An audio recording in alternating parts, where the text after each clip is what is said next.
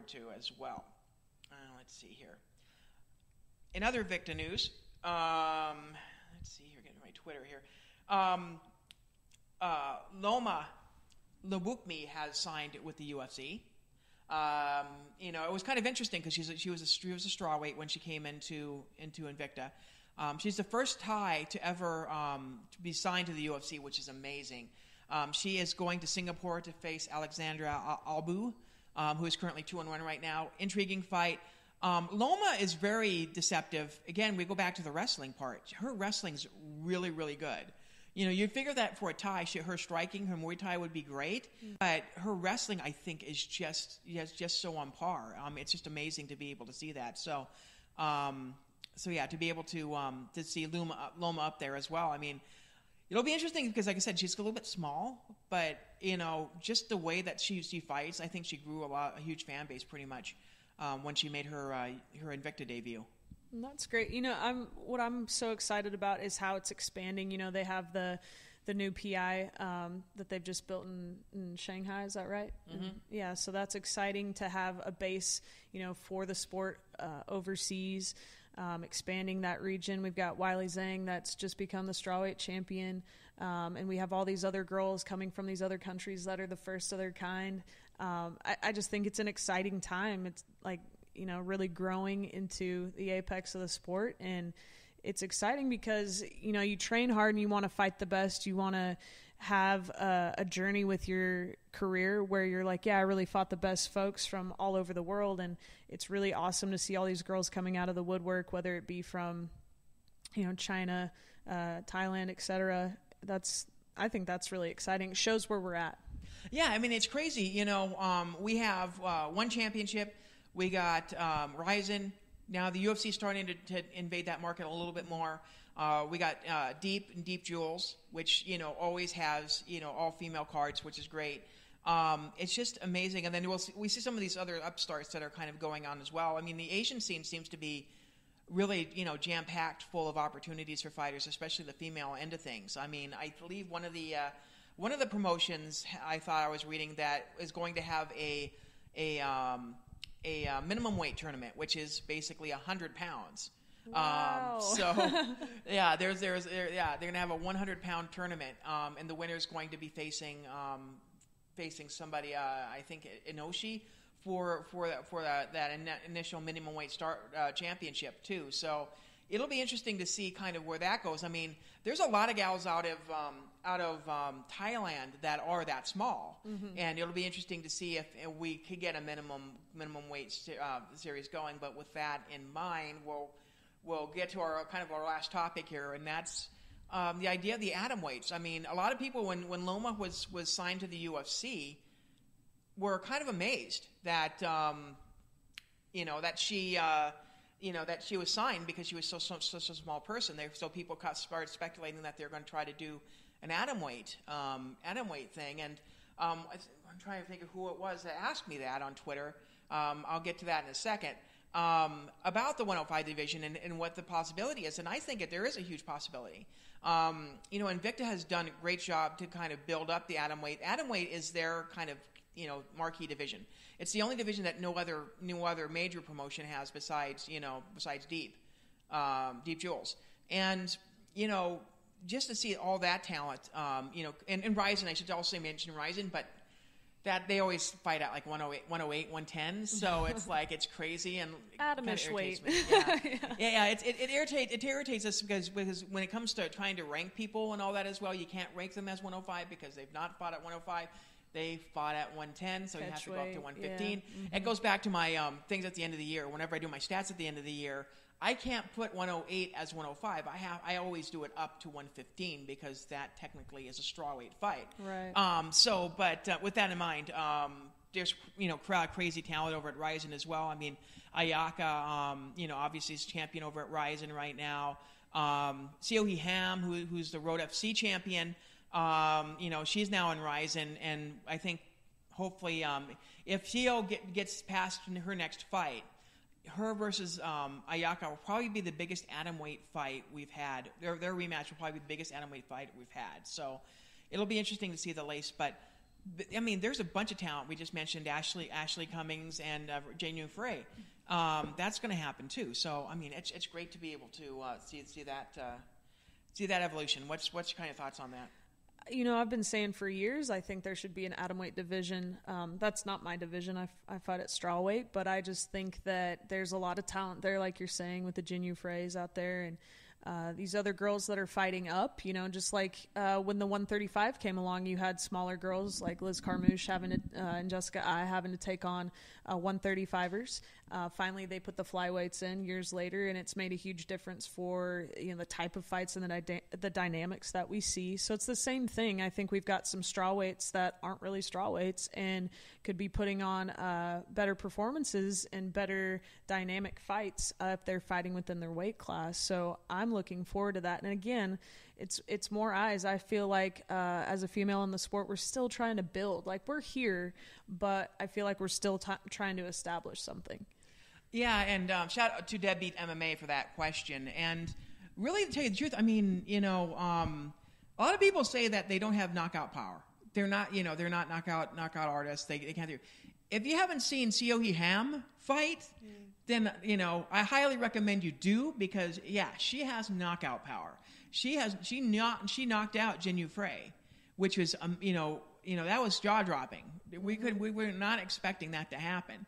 We thought it was going to be a nice technical fight for 3 to 5 rounds, and, you know, Shio just knocked her silly. So I mean, it's, you know, they're quick. There's knockout power there. I mean, they can grapple crazy. I mean, another atomweight fight, Michelle Watterson versus Jessica Penne, which is one of the maybe top 20, if not the top 10 female fights of all time. If you guys haven't watched it, I was there live. It was crazy. Their grappling games between the two of them, the scrambles between the two of them were absolutely insane. Penne had Watterson in an armbar. People were thinking that she was going to tap, but she was able to kind of swing out of that and be able to come back and get an armbar of her own and end up winning it. But you know, that one was a crazy one too. So, you know, I think, you know, the talent there is just is rich. The argument is the amount of talent, and I kind of disagree with that. I mean, obviously, you know, the Asian countries have a lot of the smaller fighters. Yep. Invicta has brought a huge amount of atomweight fighters as well. My speculation was the fact that the new Tough is coming up, and, you know, they're still negotiating with ESPN, but just to think, if they started off the next Tough with a strawweight with an atomweight division. That would be huge for ESPN for them to have. Dude, I mean, when they did the strawweights, I thought that was one of the most intriguing seasons they've done. So, you know, to be able to crown an atomweight champion out of that, it would be crazy. And I would hope that they would re-sign Seo, just because even at 115, Seo looked great. The only thing was she lost decisions, which I don't think was her fault. I think the judges didn't see how great she was fighting and all that as well. So I was surprised that the UFC didn't keep Seo, but I'm pretty sure that Road FC probably gave her a pretty solid contract. So we'll kind of see what happens there. Yeah, and here's the thing to think about as well. If you're fighting at atomweight, you're probably the smallest dog in your gym, so you're super, super technical. So you're going to see these girls put on an incredible display of MMA, and I think that's deserved. Yeah, and, you know, also shout out to Irene White this past weekend. She won the atomweight championship over at Tough Enough. I was there covering it right after I was done with Invicta. The good news was that I wasn't too far from the Orleans, because I don't live too far from there, so I was able to it's only like maybe a 5-minute drive, if that. So it was easy just to. So I ended up watching the end of the thing, hopped in my car, went over to the Orleans, and was there the fight right before it. So it was perfect to be able to watch that fight. And I wasn't able to catch up with her, but we're going to catch up hopefully in the next time when she comes out here to defend her championship. So again, congratulations to Irene White on there as well. I mean, did you get able to catch the Tough Enough this weekend at all? Nope. Training myself. Training. Yeah. Okay. Well, we're going to take a break real quick, get some sponsors out of the way, and then when we get back, Justine Kish will be on with us to talk a little bit about this whole thing with Paige VanZandt. And a little bit about her training out here, and a bunch of stuff a little bit about what's going on with her as well. This is the WMMA podcast here on WombatSports.com. Okay, gang, we're back with our very special guest. She's a UFC fighter, a veteran of The Ultimate Fighter as well. I followed her all the way since Ring of Combat. Yeah, so way back. Justine Kish is on with us right now. How are you doing, Justine? Hello, everyone. Doing great. Just finished my workouts today, and I have some energy to do this, so thank you for having me. Yeah, first of all, you just came back from a huge trip, as I hear.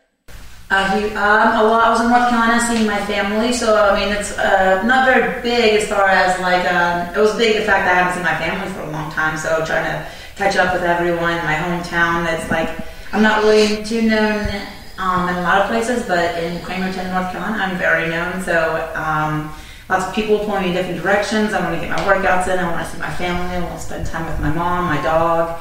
And I also want to take everyone up on their drink offers and food offers. And so I just try to do it all, but man, it's exhausting. So I kind of had my little fun before I started my training camp. So I was in North Carolina for 5 days. And coming back here and packing up, and I'm getting ready for Thailand on September 18th to start my training camp. Well, that's great to hear. I was a little bit cyber stalking you in terms of getting ready for this interview. With your Instagram and your Twitter, and I happened to notice that you went karaokeing actually this past weekend. Was that correct? I did. Well, I went to watch karaoke. I didn't really participate. I usually do. But yeah, I love karaoke. I usually like to really sing really depressing songs to throw the mood off. That's something that I just... You're that guy. I'm that guy. I'm the person that wants to try to kill the mood, and I just sing really, really depressing songs. And I'm a really happy person, so I just like these songs that are just kind of like a contrast to like my feelings or something. I don't know what it is, but yeah, it's the really depressing sad songs that do it for me. I can't think of one top of my head. I usually have someone pick it for me.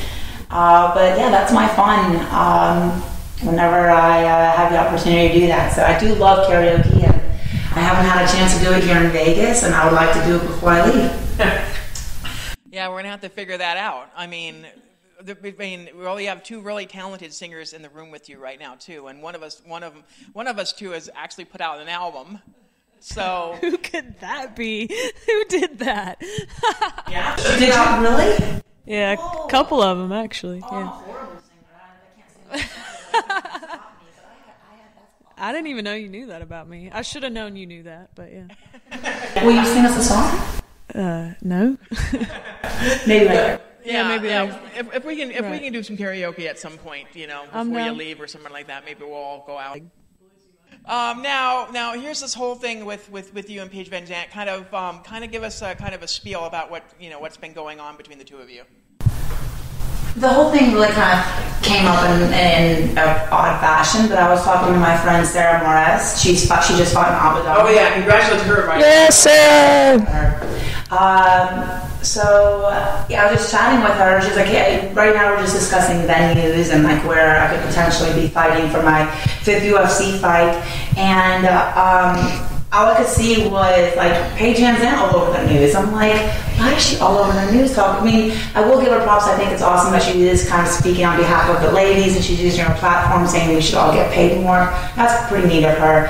But she's doing so in that kind of odd fashion, like making these demands and saying she's a star and she's done all of these things and blah blah blah. And I'm like, she's not really like acting like a superstar right now. She's just being a stupid star. And then Sarah was like, you've got to run with that. You got to call people out. I was like, I don't call people out. Like, I trust the UFC. I trust their process, and they know who they want to push. They know who they don't want to push. And so I was like, I'm realizing this is more like an entertainment business too. So I'm just taking a whole new approach, and I just kind of jumped on the everyone wants to beat up Paige VanZandt right now, and I think it would be a great matchup. I don't think she would take it whatsoever, but if she did, that would be fantastic. I would love, I've said this already, I want to be the one to show her the door. And it really doesn't matter to me who I get to go against. I am just really ready. I'm going to have a whole new approach on